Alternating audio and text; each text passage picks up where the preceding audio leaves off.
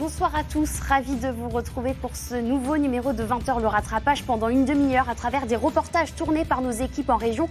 Nous allons revoir et commenter l'actualité de la semaine en Nouvelle-Aquitaine. Pour nous accompagner tout au long de cette émission, j'ai le plaisir de recevoir Élise Martimor. Bonsoir. Bonsoir. Je vous en prie, installez-vous.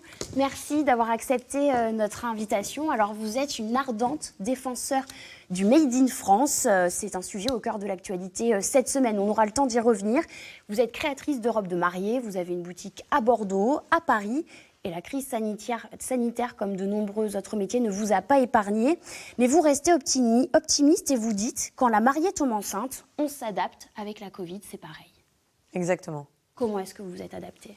L'avantage, c'est que comme on fabrique tout nous-mêmes, d'où le Made in France, le circuit court, etc., on a la capacité de réagir immédiatement. Donc si jamais on a des reports de mariage ou des grossesses, des pertes de poids, des opérations, des accidents de la vie, on va arrêter la production de la robe et puis on la reprendra plus tard. Et on a mis en place tout un tas de process aussi pour accompagner la mariée sans que personne perde trop d'argent aussi dans cette aventure-là. Parce que ça compte, vous et vos consoeurs créatrices de robes de mariée, vous aviez lancé une pétition et une lettre ouverte à la direction du gouvernement. C'était il y a un an, oui. En novembre dernier.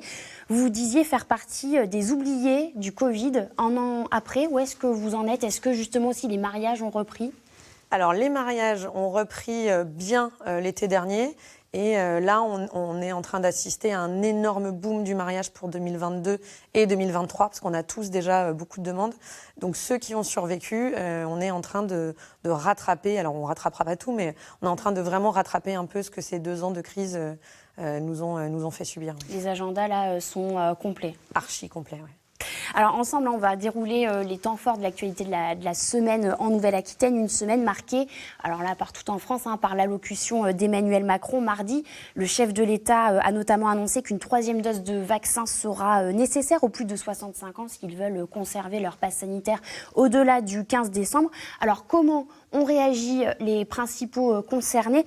On va écouter ces réactions recueillies dans les rues de Royan. Et puis Élise Martimor, on se retrouve juste après ce premier reportage. Avec plaisir. Sur ce marché de Royan, l'obligation est plus ou moins bien vécue par les premiers concernés, les personnes de plus de 65 ans. Si c'est ce qu'il faut faire pour se débarrasser de cette saloperie de Covid, je n'y vois pas d'inconvénient. Ça fait un peu chantage, non ? Mais bon, je le ferai, ne serait-ce que pour ma famille et tout ça. La mesure entre en vigueur mi-décembre, trop tôt, selon certains avis. Ça va tomber au moment des fêtes de Noël, des départs en vacances et tout. Et ça va encore poser des problèmes à certaines personnes qui ont réservé, qui ne vont pas pouvoir peut-être aller au restaurant ou quoi que ce soit parce qu'ils n'ont pas fait faire leur 3e dose. En prévision d'une forte demande de prise de rendez-vous, cette pharmacie a pris les devants. Elle a doublé ses créneaux de vaccination pour réaliser au moins 72 injections par semaine. Avant hier soir, on était à 2 créneaux par semaine de 4 ou 6 flacons. Et là, on se pose la question si on va faire tous les 2 jours, quoi. Quitte à ouvrir peut-être sur des demi-journées un petit peu moins de flacons, mais proposer quand même encore d'autres créneaux par rapport à ce qu'on avait déjà fait. Le gouvernement a prévenu, sans 3e dose, le pass sanitaire des personnes de plus de 65 ans sera désactivé 6 mois et 5 semaines après leur 2e injection. Bon, alors pas de retour au confinement ni au couvre-feu, même si la situation sanitaire est actuellement préoccupante. Alors juste pour rappel, pour nos téléspectateurs, en Nouvelle-Aquitaine, le taux d'incidence grimpe depuis le début de l'automne, avec 72 cas positifs actuellement à la Covid-19 pour 100 000 habitants. Élise Martimor, ce rebond épidémique, il vous inquiète ? Est-ce que vous le ressentez ? Est-ce qu'il y a des inquiétudes liées à la situation sanitaire ? Alors, moi, dans mon métier, là, aujourd'hui, je ne le ressens pas. Après... On s'en était parlé, j'ai pas les informations parce que j'ai pas la télé, donc moi je suis pas quelqu'un de très inquiète. Mais en boutique, en boutique, pour l'instant, on le ressent pas. En tout cas, c'est pas du tout à l'ordre du jour actuellement. Et puis vous disiez que les agendas étaient complets. Nous, on a 3 mois d'attente pour un rendez-vous là en ce moment, donc de toute façon, c'est pas quelque chose qu'on va ressentir tout de suite. D'accord.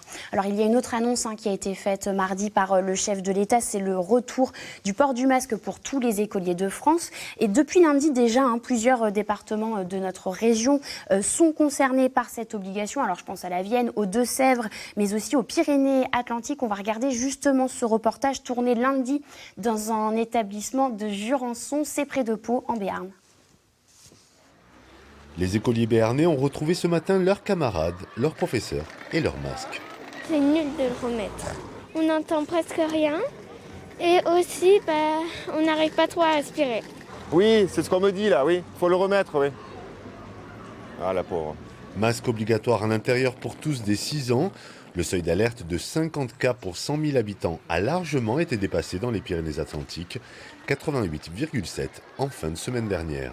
On est tombé sur les infos, on a vu qu'il y avait le masque. Je dis, tant pis. Qu'est-ce que vous voulez dire? C'est pas grave, c'est la vie. C'est sûr, ça fait pas plaisir, ça fait un coup un peu, on se dit pourquoi on recule au lieu d'avancer, quoi. Mais ouais, donc c'est vrai que oui, ça donne, ça donne pas trop espoir sur. On a l'impression que ça avance pas dans le bon sens, quoi. Allez, on est sérieux, on se remet sur les points. On reprend les bonnes habitudes, surtout le masque dès qu'on rentre dans la classe. Un retour aux habitudes, résigné et conscient, mais sans grand entrain. Avant, on s'est habitué en plusieurs semaines. Donc après, on a enlevé le masque. Donc maintenant, c'est plus difficile à respirer puisqu'on n'est pas encore habitué. Les Pyrénées-Atlantiques retrouvent le niveau 2 du protocole scolaire. Ce qu'on remet en place, c'est effectivement les récréations par classe. Alors nous, on a la chance, ici, on peut arriver à faire quand même sortir 2 classes en même temps. Donc les récréations sont décalées. Sinon, on essaye de les ranger le matin aussi à distance. Voilà, et puis après, rappeler aussi les gestes barrières. Nouvelle restriction à la veille de la prise de parole du président de la République sur la pandémie, demain à 20h. Voilà, ce reportage a été tourné lundi, on le comprend. Vous, le masque, il est obligatoire dans votre boutique puisqu'elle n'est pas soumise au pass sanitaire. Comment est-ce que vous le vivez? Alors, je le rappelle, vous êtes créatrice de robes de mariée. Vous partagez un moment fort avec vos clientes. J'imagine que ça ne doit pas être si évident que ça. C'est très compliqué. C'est très compliqué. Après, ce qu'on a mis en place depuis un petit moment, donc on demande évidemment à tout le monde, et nous, compris nos équipes, de garder le masque. En revanche, dès que la mariée a la robe sur le dos, alors que ce soit la prospection, c'est-à-dire elle va passer entre 5 et 15 robes pour faire des essayages, ou quand c'est sa robe à elle, à partir du moment où on a fini d'épingler, où on a un rendu qui est joli, on va tous s'éloigner de plusieurs mètres, parce que le showroom est grand, que du coup on a la capacité de le faire aussi, et on va lui permettre de l'enlever pour pouvoir se projeter. Parce qu'au-delà du rapport humain sans le masque, qui malheureusement est devenu compliqué, il y a aussi cette projection d'une mariée avec un masque, où là on s'est complètement bloqué. C'est étrange, vous n'êtes pas habitué à travailler comme ça. Non, pas du tout.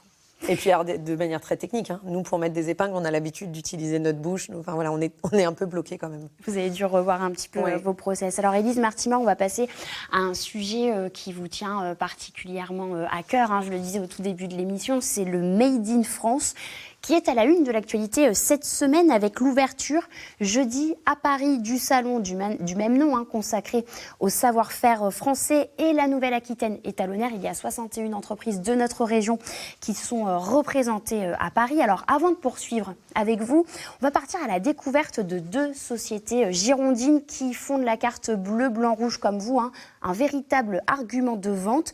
L'une fabrique des chaussures, l'autre fabrique de la maroquinerie avec des chambres à air. C'est étonnant, original, et c'est fait chez nous, regardez. On est les seuls à faire de la fabrication française, à 100% française.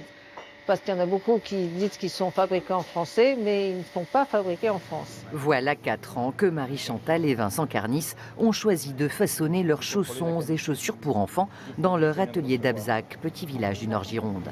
Vous contrôlez la qualité du produit qu'on vient de recevoir. Mais fabriquer ici, de nos jours, ne s'improvise pas. Il faut d'abord retrouver toutes les machines, il faut retrouver les techniciens. Des monteurs, il n'y en a plus sur la France, donc c'est compliqué. C'est une fierté de le faire nous-mêmes. Du fait main en France, un choix évident pour ce couple et leurs 10 salariés qui, voilà, un gage de réactivité pour leur marque. Pour avoir travaillé avec les usines chinoises, il faut compter entre 4 et 6 mois entre le moment où on passe une commande et on reçoit la marchandise, et ces délais se rallongent à l'heure actuelle. Ici, dans notre atelier, on a une plus grande flexibilité. Aujourd'hui, lorsque quelqu'un nous passe une commande, on peut estimer que 2 mois après, le client est livré, et nous avons la possibilité de faire des réassorts. Fabriqué en famille et en Gironde, c'est aussi le quotidien des Burques. Depuis 7 ans, ils proposent des sacs fabriqués à base de chambres à air usagées. Donc ici, on a la chambre à air sans relief, classique, et la chambre à air avec relief. Charles, le père, récupère cette matière jusque-là impossible à recycler.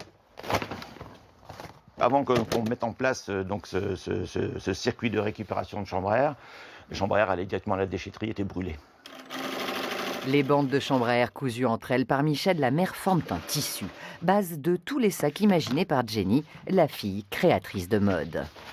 Quand on veut faire quelque chose de respectueux pour l'environnement, les animaux, toutes les espèces, eh ben, il faut forcément que le cursus de production soit plus court pour réduire l'impact carbone. C'est une entreprise à taille humaine et le consommateur aime savoir exactement qui fait quoi, d'où ça vient, pourquoi. Donc c'est vraiment une plus-value. Ouais. Fabriquer en France, un atout pour ces entreprises et la reconnaissance d'un savoir-faire qui dépasse nos frontières. C'est surtout à l'étranger que ça marche. On est en relation avec la Corée, avec la Chine, avec Taïwan. C'est-à-dire qu'on va vendre aux Chinois alors que pendant des années, on a fait travailler les Chinois. Donc c'est vrai que c'est pas très logique tout ça. Réussir à inverser les lois des marchés, c'est peut-être là l'un des plus beaux succès du Made in France. On aurait presque pu tourner ce reportage chez vous, Élise Martimore. Vous êtes créatrice de robes de mariée. Vous confectionnez ces robes chez vous à Bordeaux dans votre atelier. Une robe va d'ailleurs s'afficher à l'écran. Voilà. Vous avez reçu cette année le prix des talents de l'artisanat de la part de la Chambre des métiers et de l'artisanat de la Gironde. Qu'est-ce qui vous a poussé, vous, à faire du Made in France ? Moi, d'abord, je suis parisienne. Je me suis installée à Bordeaux il y a un peu plus de 10 ans. Avant que ce soit à la mode. Exactement, avant que ce soit à la mode, avec comme envie de développer ma marque. Alors j'ai pris un tout petit peu de temps pour tâter le terrain et je me suis rendu compte qu'il n'y avait rien qui existait sur ce que moi je voulais faire. La grosse question, c'était est-ce qu'il y aura une clientèle en face ? Bon, il se trouve que la réponse a été oui, et ça s'est fait assez vite. Mais quand j'ai commencé à me structurer, la réponse que j'ai eue en face de moi, ça a été tout de suite, si tu veux être rentable, il va falloir que tu fasses faire à l'étranger. Donc tu peux partir sur les pays de l'Est pour pas aller très très loin, ou alors sur l'Afrique du Nord. Rien en fait n'était fait pour favoriser la création française. Non, c'était très compliqué. Au niveau du sourcing, c'était compliqué aussi à l'époque. Donc il y avait un salon, il n'y a pas de producteur de tissus en Aquitaine, on n'est pas vraiment spécialisé pour ça. Donc trouver les fabricants, savoir où les rencontrer, être sûr que ce soit des tissus français et naturels. Tout ça, ça a été une longue démarche. Mais moi, je ne m'imaginais pas en fait fabriquer des robes différemment de ma manière de consommer. Et comme ma manière de consommer était déjà très éco-responsable à l'époque, j'avais vraiment envie de l'adapter à mon entreprise. Après, l'objectif, c'était de faire 8-10 robes par an et juste d'en vivre. Bon, il se trouve que c'est plus du tout le cas. Donc après, il a fallu faire ça à plus grande échelle, réfléchir à comment faire fonctionner tout ça, en embauchant local, parce que tout ça est très lié en fait, en travaillant l'upcycling, en créant des partenariats avec des savoir-faire locaux. Et l'idée vraiment, c'était derrière tout ça, de valoriser les savoir-faire français, parce qu'on est très riche de ces savoir-faire textiles, mais que malheureusement, ça va tendre à disparaître si on continue à acheter des produits qui arrivent manufacturés de l'autre bout du monde. Vous parlez d'upcycling, on vient de le voir dans ce reportage, vous pouvez nous redéfinir ce que c'est pour les gens qui ne savent pas ce que l'upcycling, c'est de partir d'un produit qui est déjà existant, mais qui serait voué à être un déchet, en fait, et du coup de le réutiliser, de le réinsérer, de le remettre en circulation autrement. Comme on l'a vu avec les sacs fabriqués en chambre à air. Donc, ce que vous dites, en fait, au-delà du nom Made in France, il y a toute cette économie derrière, toute cette vision, en fait, des choses. Mais il y a un truc sur lequel vous tiquez un petit peu, c'est cette définition aussi du Made in France. Ça peut être facile pour certains de le faire passer en Made in France. Est-ce que vous pouvez nous redéfinir aussi les contours de cette appellation ? En fait, est fabriqué français un produit dont un certain pourcentage de fabrication est fait sur le sol français. Donc on voit arriver des produits qui arrivent manufacturés d'ailleurs, mais qui vont être finis de transformer, où on va rajouter un petit bouton. C'est ça, des petites choses, et ils pourront se dire Made in France. C'est pour ça que nous, on ne court pas particulièrement après l'appellation Made in France, parce qu'on fait tout pour que ce soit Made in France, et on l'explique, il y a beaucoup de pédagogie. À chaque fois que les clients viennent, on leur parle, on leur explique, ça prend 20 minutes sur l'essayage complet, de leur expliquer toute la démarche, tant sur le Made in France que sur l'éco-responsabilité, le circuit court, toutes les valeurs qu'on a engagées. Et pour ça, on a mis nos ateliers avec des vitres pour que les gens puissent vraiment voir la confection et suivre la confection du début jusqu'à la fin. 80% de vos produits sont français, de vos matières premières. Oui, c'est ça, un peu plus d'ailleurs. Alors, on a une toute petite partie qui vient d'Italie, parce qu'on n'arrive pas à trouver ces matériaux-là sur le sol français. C'est compliqué, en fait. Il y a des matériaux qui disparaissent. Par exemple, les fabricants de coton, ça a l'air simple comme ça, mais c'est quasiment en voie de disparition, il n'y a presque plus rien. Il y a 2200 entreprises de fabrication de textiles en France. C'est à la fois beaucoup et à la fois peu. Et sur les 2200 entreprises, il y a un petit peu de tout. Et nous, on va vraiment se spécialiser dans ce qui est soie, dentelle. Donc, ça va vraiment... ça réduit énormément le champ d'action. La dentelle qui vient des Hauts-de-France, c'est ça. Oui, Calais, Caudry et toute cette région-là. Alors, on va aller en Dordogne avec cette entreprise qui est présente en ce moment même au salon du Made in France. C'est l'entreprise de chaussures de luxe Chamberlain, installée dans un petit village de Dordogne, Saint-Martial de Valette. C'est près de Nontron. C'est un peu le berceau des métiers du cuir dans notre région. C'est d'ailleurs pour ce savoir-faire que la marque s'est installée ici. On regarde et puis on se retrouve juste après. En préparation et en mode express, les bottes qui seront présentées jeudi en avant-première au salon Made in France. La marque Périgourdine a choisi l'ancienne Miss France, Noémie Lenoir, comme ambassadrice. Une manière de promouvoir son savoir-faire, le sur-mesure et le confort. On a voulu proposer uniquement une confection à la demande, c'est-à-dire qu'il y a 0 stock chez nous. Ça apprend aussi aux clientes à être patientes, mais par contre à choisir la paire qui leur fait vraiment envie. Car avec Chamberlain, on peut choisir son talon, sa forme, sa taille ou encore la matière de la chaussure. 5 semaines de fabrication sont ici nécessaires. Un pari osé mais assumé qui a bien failli être mis à mal pendant la pandémie. Ça a été très difficile puisqu'on avait le marché chinois qui se fermait totalement et puis tout notre marché en France qui était essentiellement orienté sur le mariage qui se fermait également. On s'est dit qu'on avait peut-être quelque chose nous aussi à faire au sein de cette pandémie. Et on a travaillé en 2-8 de 5h du matin jusqu'à 22h avec mon associé et on produisait 5000 masques par jour. Grâce à sa réactivité, la société employant 16 personnes a pu se maintenir à flot. Elle se concentre désormais exclusivement à la fabrication de chaussures made in Périgord. Bon, avec ce reportage, on voit bien l'importance d'avoir des usines en France, puisque pendant le premier confinement, cette entreprise a produit des masques. On se souvient de cette pénurie, la France incapable de produire des masques. Ça vous avait interpellé ? Oui, alors nous, la Chambre des métiers s'était rapprochée de nous pour qu'on en fabrique. On en a fabriqué aussi, évidemment. On n'a pas été les seuls. Nos fabricants de tissus également se sont mis à fabriquer des masques. En fait, on a tous fabriqué des masques, je crois, pendant le premier confinement. Ça a sauvé, on va dire, certaines entreprises. Nous, dans notre cas, ça n'a pas du tout été le cas. C'était plus une action... Une mise à contribution un petit peu. La pandémie, donc, elle a relancé cette course à la relocalisation. Alors, en un an, il y a 624 projets de relocalisation qui ont été financés par France Relance. C'est à la mode, un peu. Oui, tant mieux. C'est bien. C'est important, je crois. Et sur les consommateurs aussi, vous disiez, quand on a préparé cette émission, que vous avez noté un changement de comportement depuis la crise sanitaire. Oui, alors c'est un tout petit peu antérieur pour moi, parce que moi je me souviens, il y a 8 ans, quand je me suis créée, j'avais des réflexions du genre, oui, mais si on passe en polyester, est-ce qu'on pourrait faire baisser le prix de la robe ?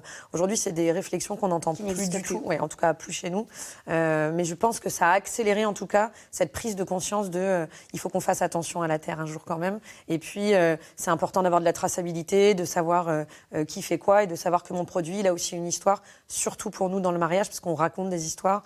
C'est de la transmission de génération en génération. C'est important que le produit, lui aussi, soit soumis à cette histoire de transmission. Et alors, qui consomme le Made in France ? Parce que ça a un coût, c'est plus cher que ce qui est fait à l'étranger, vous me le confirmez ? Oui, beaucoup plus cher. Oui, c'est plus cher. Alors, nous, c'est vrai qu'on a une clientèle assez aisée, mais pas que. En fait, on s'est rendu compte au fur et à mesure du temps qu'on avait aussi des familles un peu plus modestes qui venaient nous voir, mais avec vraiment cette envie de se dire, c'est souvent dans ce cas-là une grand-mère ou une tante qui va prendre le projet robe à sa charge. On consomme moins, mais mieux. Oui, c'est ça. On va se dire, on va faire un mariage plus petit, on va pas, mais on va faire des choses avec plus de sens, en fait. C'est une histoire de sens, ouais, surtout. Alors, on va rester au chapitre économique avec cet autre portrait d'entreprise. Texelis, créé en 2008 à Limoges. Notre équipe s'est rendue cette semaine chez ce leader mondial dans le domaine de l'automobile, des transports en commun. Texelis vient d'ailleurs de signer un très gros contrat pour le métro de Mexico. Rien que ça, regardez. Texelis, 320 salariés et peut-être 400 d'ici quelques années, grâce à plusieurs projets tout à fait dans l'air du temps. L'entreprise Limougeaude vient de signer un marché avec le plus gros consortium mondial de construction dans le domaine ferroviaire, le groupe chinois CRRC. C'est des métros pour la ville de Mexico qui va renouveler petit à petit son parc. Donc une première tranche de ce renouvellement, c'est fait avec CRRC et ça sera équipé donc de bogies avec des ponts Texelis. Le contrat porte sur 29 rames et chaque rame a 9 voitures. Donc au total, ça va représenter pour nous environ 1 millier de ponts. Expédition dès 2022, mise en service à Mexico en 2024. Un marché de niche car ces métros sont sur pneus. Il n'en existe que 7 au monde. Mais sur ces niches, Texelis est réputé pour ses pièces très techniques. Il faut vraiment que la pièce soit solide. C'est comme une bonne fondation. Il faut que la pièce soit vraiment nickel.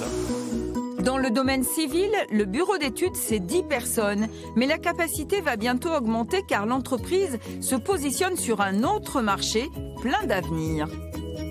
Ainsi, sortiront bientôt des ateliers, des systèmes pour équiper ces taxi-rails. Un concept développé avec une start-up bretonne qui a eu l'idée suivante. Je vais mettre sur le marché un système autonome, petit, 100% électrique, qui est capable d'aller chercher des gens au bon endroit quand il y en a besoin et d'aller ailleurs quand il y a un autre besoin à un autre endroit. Donc c'est des systèmes autonomes qui doivent permettre de revitaliser en fait les lignes qui sont plus aujourd'hui desservies parce que les coûts d'entretien et les coûts d'exploitation sont beaucoup trop élevés.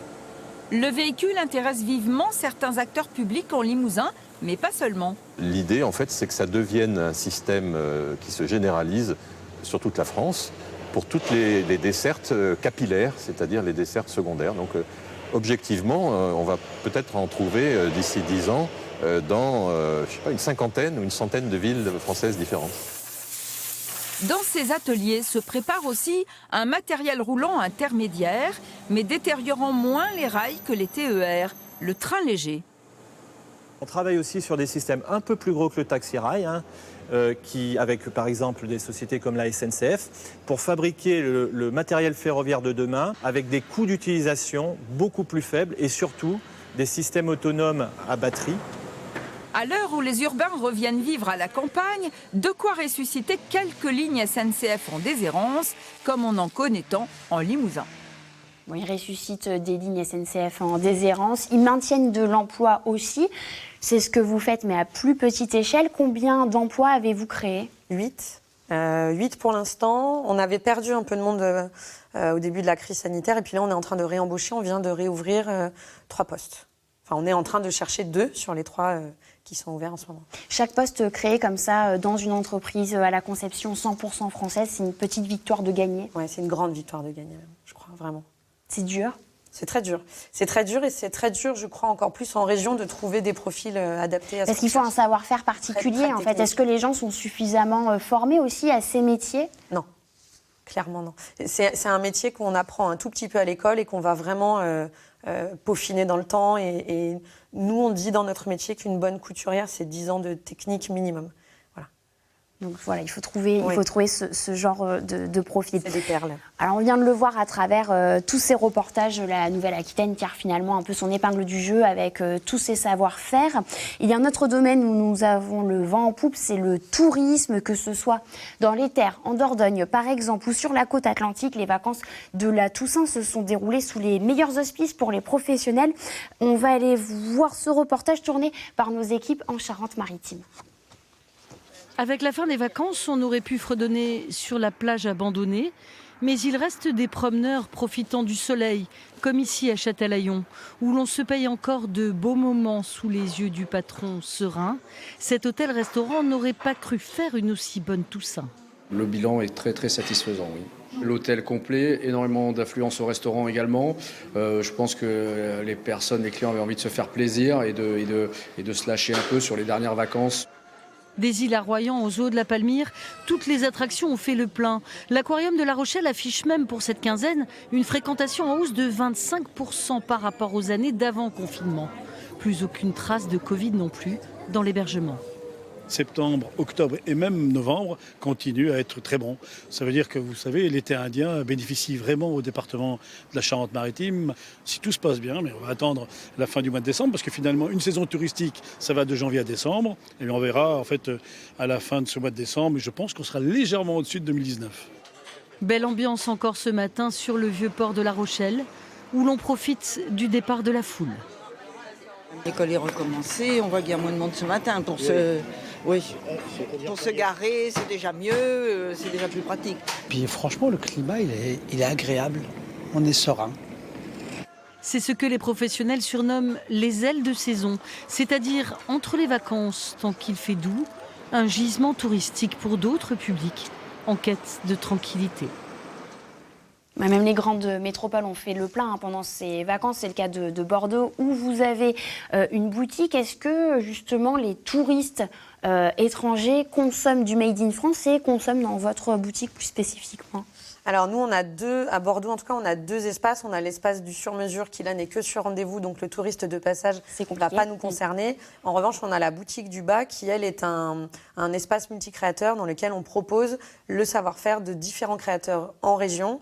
Et là, pour le coup, oui, ça va nous concerner. Et puis vous, cette crise sanitaire, elle a agi aussi un petit peu comme un accélérateur d'une envie que vous aviez pour vous développer à l'international, parce que finalement, les étrangers sont fans du savoir-faire français. Oui, on a une jolie base de clientèle internationale depuis quelques années. Les Américains. Oui, Américains, Suisses, Belges. On a eu un petit peu en Asie aussi, en Inde, etc. Donc c'est pour l'instant encore un peu anecdotique, parce qu'on ne communique pas trop dessus, mais ce sont des gens qui viennent nous chercher. Et puis à Paris, on est dans les quartiers où c'est plus facile, parce qu'on est rue Saint-Honoré. Donc on a tous ces palaces qui sont autour et qui amènent cette clientèle-là. La Russie aussi, pas mal. Et du coup, nous, notre envie, ça a été de sortir du monoproduit. Et puisque la clientèle internationale ne pouvait plus venir à nous pendant 1 an et demi, 2 ans, de leur apporter notre savoir-faire à l'international. Non pas forcément par la robe de mariée, mais par des robes de cérémonie, de gala. Donc créer une ligne plus couture. Donc vous réinventez. On va regarder ce dernier reportage avant de se quitter. Ça passe vite, je suis désolée. Et direction la Polynésie française. Enfin, presque, pas tout à fait. On va plutôt se rendre à Tonnet-Charente, près de Rochefort, en Charente-Maritime, avec un cours de danse tahitienne. Pourquoi je vous propose ça ? Eh bien, parce que toute cette semaine, France Télévisions a mis les territoires ultramarins à l'honneur avec l'opération Cœur Outre-mer. Regardez.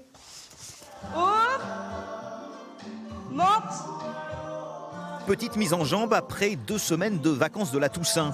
Comme tous les lundis soirs, les élèves de l'école de danse tahitienne Ereora de Tonnet-Charente se retrouvent. Grâce et exigence, la danse tahitienne se voit avant tout comme le reflet du quotidien des Polynésiens. Et ici, on commence par la technique. Premier exo, takoto. Amha, afata. On travaille sur des pas traditionnels, des pas du patrimoine, ce qu'on appelle des pas du conservatoire nous. On va essayer d'aller chercher plus tard des variantes, mais on se cantonne aux 5-6 pas de base dans les premiers temps de l'apprentissage du Ori Tahiti. Pour pouvoir, Ori Tahiti c'est la danse tahitienne, pour pouvoir ensuite s'accorder des variantes. Nelly est originaire de la petite île de Makemo, à 1 heure d'avion de Tahiti.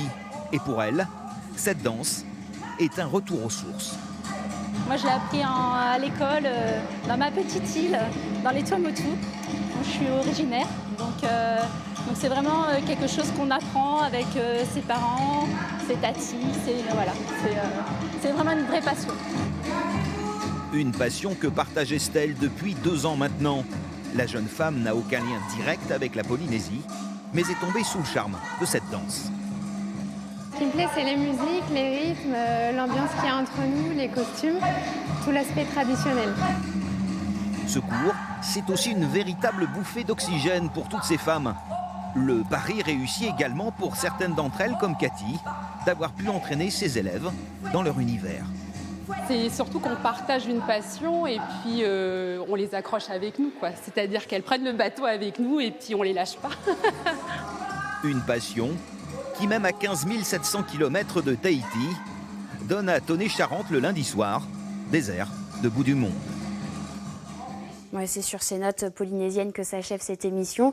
Merci Élise Martimore de nous avoir accompagnés ce soir. Je rappelle, vous êtes créatrice de robes de mariée. Et merci à vous de nous avoir suivis. Passez une très belle soirée sur Noix.